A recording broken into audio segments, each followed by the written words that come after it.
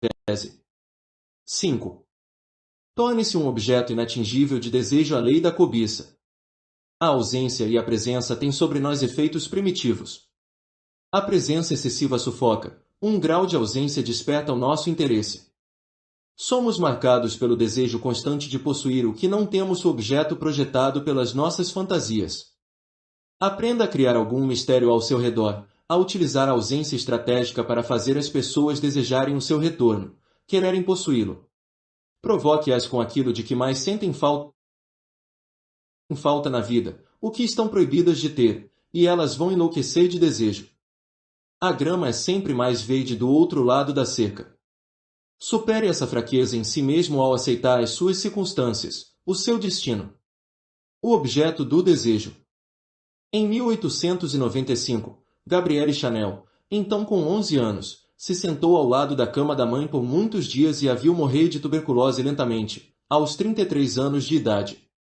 A vida daquela garota tinha sido difícil, mas agora só iria piorar. Ela e os irmãos haviam crescido na pobreza, enviados da residência de um parente para a de outro. O pai era um vendedor ambulante que detestava qualquer tipo de compromisso ou responsabilidade, e quase nunca estava em casa. A mãe, que com frequência acompanhava o marido em suas viagens, era a única energia reconfortante que as crianças tinham na vida. Como temia, poucos dias após a morte da mãe, o pai apareceu e colocou Gabrielle e as suas duas irmãs num convento no centro da França. Ele prometeu voltar para buscá-las em breve, mas elas jamais o viriam de novo.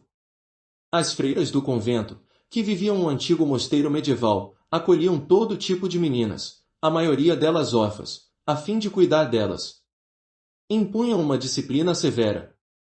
Dentro dos muros sombrios do mosteiro, pouco decorado, as garotas levavam uma vida de austeridade e prática espiritual. Cada uma tinha apenas 2 vestidos para usar, ambos parecidos e sem formato específico. O luxo era proibido. A única música permitida era a sacra. A comida era simples ao extremo. Em seus primeiros meses lá, Gabrielle tentou se acostumar àquele novo mundo, mas se sentia terrivelmente inquieta.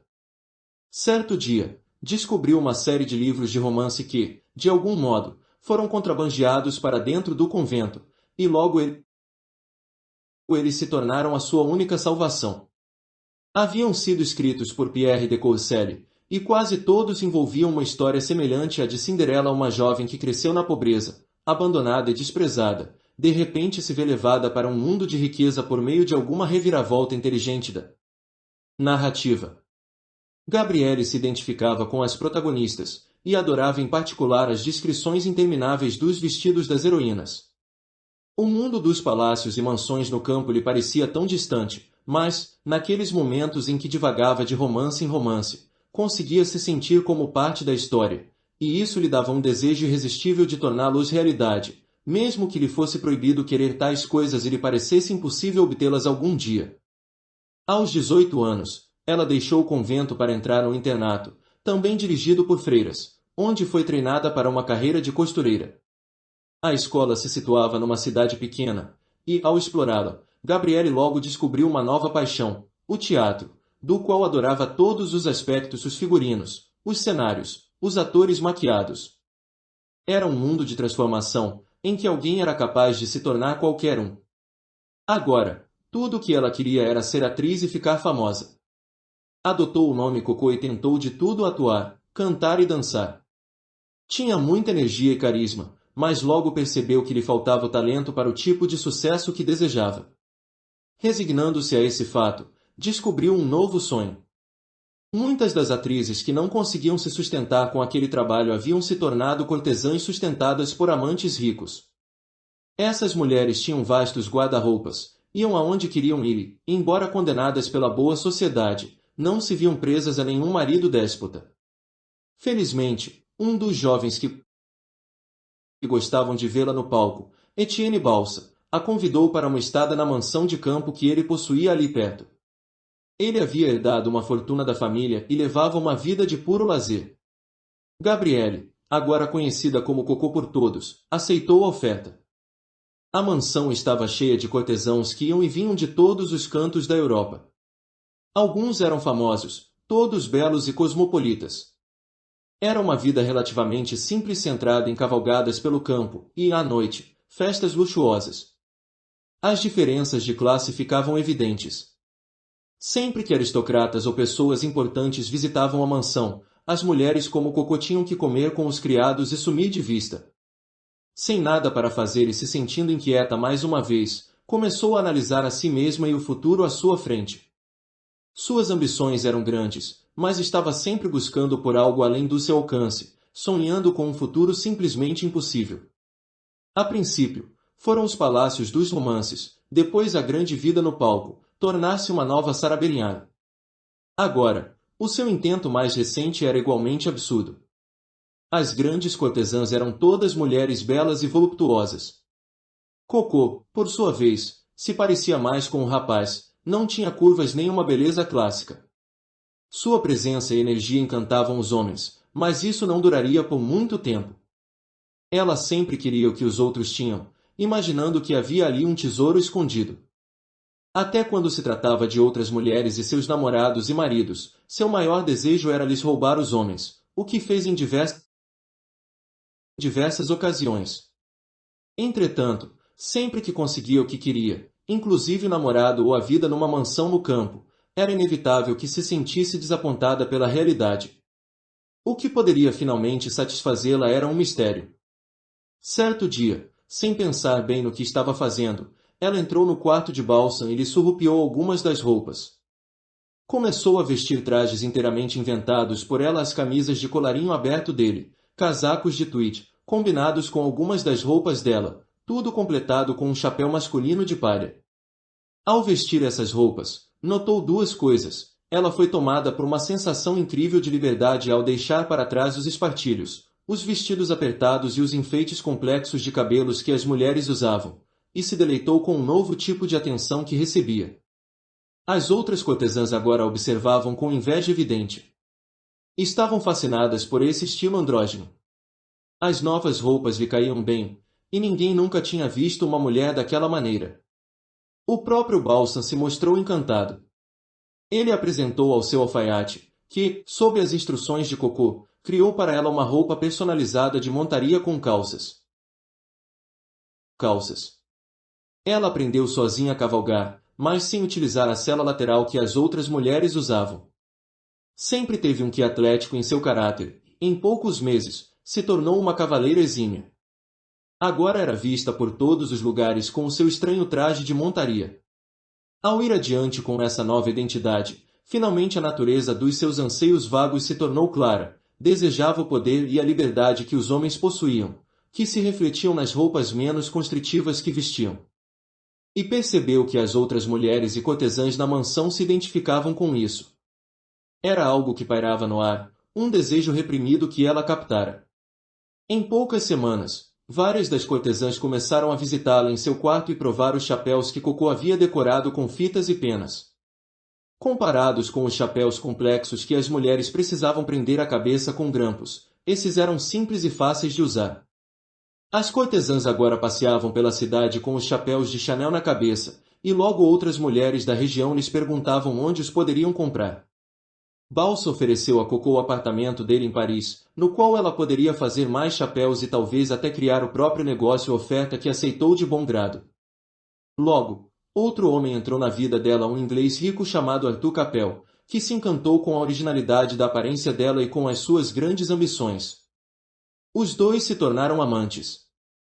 Capel passou a enviar as amigas, damas da aristocracia, ao ateliê de Cocô e, em pouco tempo, os chapéus que esta criava se tornaram uma mania. Além dos chapéus, ela começou a vender as roupas que projetava, todas com o mesmo aspecto andrógeno que a moça vestia, feitas com o tecido de jersey mais barato, mas que parecia oferecer um tipo de liberdade de movimentos tão diferente dos estilos prevalecentes. Capel encorajou a abrir uma loja na cidade litorânea de Delville, onde todos os parisienses elegantes passavam o verão. Foi a ideia perfeita. Ali, naquele lugar relativamente pequeno, lotado de curiosos e das mulheres mais elegantes, Cocô gerou uma sensação. Ela chocou os habitantes locais ao nadar no mar. As mulheres não faziam isso, e os trajes de banho para estas eram quase inexistentes, por isso Cocô criou o seu próprio modelo, base do mesmo tecido de Jesse. Em poucas semanas, as mulheres lhe visitaram a loja, querendo comprá-los. Ela perambulava por Deauville vestindo os seus trajes característicos andrógenos, com liberdade de movimento, e só um pouquinho provocantes na maneira como se moldavam ao corpo. Coco se tornou o assunto da cidade. As mulheres se mostravam desesperadas para descobrir onde ela conseguirá aquele vestuário. Continuando a improvisar com peças masculinas para elaborar novos visuais, pegou um dos suéteres de capel e o abriu, acrescentou alguns botões e criou a versão moderna do cardigan feminino. Essa se tornou a nova moda. Ela cortou o cabelo bem curto, sabendo que o corte combinaria melhor com o formato do seu rosto, o que de repente se tornou a nova tendência. Sentindo a força do momento, Coco deu as suas roupas, sem cobrar, a mulheres belas e bem conectadas, todas exibindo um corte de cabelo semelhante ao dela. Frequentando as festas mais almejadas e vestindo roupas de Chanel, elas espalharam o desejo por esse novo estilo muito além de Deauville, até a própria cidade de Paris. Em 1920, Coco havia se tornado uma das principais estilistas de moda do mundo, e a maior criadora de tendências da época. As roupas que criava passaram a representar um novo tipo de mulher confiante, provocadora e sempre um pouquinho rebelde. Embora fossem baratas de produzir e ainda feitas de gesso, ela vendeu alguns dos seus vestidos por preços altíssimos, e as mulheres ricas estavam mais do que dispostas a pagar pela oportunidade de compartilhar do toque místico de Chanel. No entanto, logo o sentimento de inquietação lhe retornou. Ela queria algo mais, algo maior, a maneira mais rápida de alcançar mulheres de todas as classes. A fim de realizar esse sonho, optou por uma estratégia extraordinária. Ela criaria e lançaria o seu próprio perfume. Na época, era incomum para um ateliê de moda produzir o seu próprio perfume, e inédito que algum desse a isso tanta ênfase. Chanel, contudo, tinha um plano. Esse perfume seria tão característico quanto as roupas que fazia, mas mais etéreo, algo literalmente no ar que excitaria homens e mulheres, contagiando-os com o desejo de possuí-lo. Para tanto, partiu na direção oposta de todos os outros perfumes já existentes, que eram associados a algo natural, de aroma floral. Em vez disso, criaria o que não fosse identificável como uma flor em particular. Queria que cheirasse como um buquê de flores abstrata agradável, mas completamente original. Mais do que qualquer perfume, teria um cheiro diferente em cada mulher. Para ir ainda mais longe, ela decidiu lhe dar um nome em comum. Os títulos dos perfumes da época eram bem poéticos e românticos. Em vez disso, ela o batizou com o próprio nome, atrelando um simples número, Chanel número 5, como se fosse uma fórmula científica. Coco embalou numa garrafa elegante e modernista e acrescentou ao rótulo o novo logotipo das duas letras se entrelaçadas. Era diferente de todo o resto que existia. Para lançar seu produto, optou por uma campanha subliminar. Começou a vaporizá-lo por todos os cantos da loja dela em Paris. O aroma preenchia o ar. As mulheres lhe perguntavam o que era, e Coco fingia não saber. Depois introduziu garrafas daquele conteúdo, sem o rótulo, nas sacolas das clientes mais ricas e bem conectadas. Logo as mulheres começaram a falar desse novo perfume estranho, bem assombroso e impossível de identificar como qualquer flor conhecida. A notícia de uma nova criação de Chanel começou a se espalhar como chamas por uma floresta, e as mulheres em pouco tempo vieram à loja implorando para comprá-lo, e ela agora o colocará de maneira discreta nas prateleiras. Nas primeiras semanas, foi impossível estocar o suficiente para todas. Nada semelhante jamais havia acontecido na indústria, e aquele viria a se tornar o perfume mais bem-sucedido da história, rendendo a Chanel uma fortuna. Nas 2 décadas seguintes, o ateliê de Chanel reinou supremo no mundo da moda, mas, no período da Segunda Guerra Mundial, Coco flertou com o nazismo, permanecendo em Paris durante a ocupação nacional socialista e tomando o lado dos ocupantes de maneira visível. Ela fechou a loja no início da guerra, e, ao fim desta, foi amplamente execrada pelos franceses por causa das suas posições políticas. Ciente talvez envergonhada disso, fugiu para a Suíça, onde permaneceria em exílio autoimposto. Em 1953, porém, sentiu a necessidade não apenas de um retorno, mas de algo. ainda maior. Embora estivesse então com 70 anos, repugnava as tendências mais recentes da moda, que lhe pareciam ter retornado às velhas restrições e minúcias das roupas femininas que ela havia se esforçado para destruir. Talvez isso sinalizasse também uma volta a um papel mais subserviente da mulher. Para Chanel, esse seria o desafio derradeiro depois de 14 anos fora da indústria. Havia sido esquecida quase por completo. Ninguém pensava mais nela como alguém que definia tendências. Teria de começar quase do zero. A sua primeira ação foi encorajar boatos de que estava planejando um retorno, mas não deu nenhuma entrevista. Queria estimular a conversa e a excitação, porém se cercando de mistério. A nova coleção estreou em 1954, e uma multidão encheu a loja para assistir ao desfile, a maioria por curiosidade. Quase de imediato houve uma sensação de desapontamento. As roupas eram praticamente um rearranjo dos estilos da década de 1930 com alguns novos detalhes. As modelos eram todas sósias de Chanel e limitavam a maneira de andar. Na opinião do público, Coco dava a impressão de ser uma mulher irremediavelmente presa a um passado que nunca retornaria. Os trajes pareciam ultrapassados e a imprensa ridicularizou, trazendo à baila, ao mesmo tempo, o envolvimento dela com os nazistas durante a guerra. Para quase todos os estilistas, isso teria sido um golpe devastador, mas Chanel pareceu não se abalar nem um pouco. Como sempre, tinha um plano e sabia o que estava fazendo. Havia decidido, bem antes da estreia em Paris, que os Estados Unidos eram o alvo dessa nova linha de roupas. As mulheres norte-americanas refletiam melhor a sensibilidade dela atléticas, com gosto pela liberdade de movimentos e silhuetas descomplicadas, eminentemente pragmáticas. E tinham mais dinheiro para gastar do que quaisquer outras no mundo. E, de fato, a nova coleção foi uma sensação nos Estados Unidos. Logo os franceses amenizaram as críticas. Um ano após o seu retorno, Chanel havia se restabelecido como a designer mais importante do mundo, e a moda agora voltava aos formatos mais simples e clássicos que ela promoverá. Jacqueline Kennedy adotou as roupas de Chanel em diversas aparições públicas, o que foi considerado o símbolo mais evidente do poder que esta reconquistara. Ao recuperar o seu lugar no topo, ela revelou outra prática contrária aos tempos e à indústria.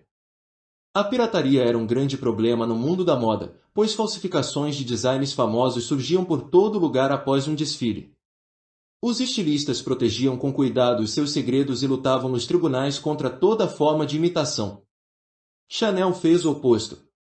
Deu as boas-vindas a todas as pessoas em seus desfiles e permitia que tirassem fotografias.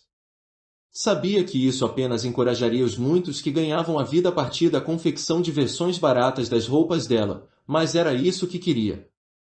Coco até convidou mulheres ricas para que trouxessem as suas próprias costureiras, a fim de que estas fizessem esboços dos designs e deles criassem réplicas. Mais do que ganhar dinheiro, o que ela queria era espalhar a sua moda por todo o planeta, para sentir a si mesma e ao seu trabalho como objeto de desejo de mulheres de todas as classes e nações. Seria a derradeira vingança da menina que havia crescido ignorada, sem amor e abandonada. Vestiria milhões de mulheres, o visual de Chanel e a sua marca seriam vistos por todos os lugares, como ocorreu de fato alguns anos após o seu retorno. Interpretação: o momento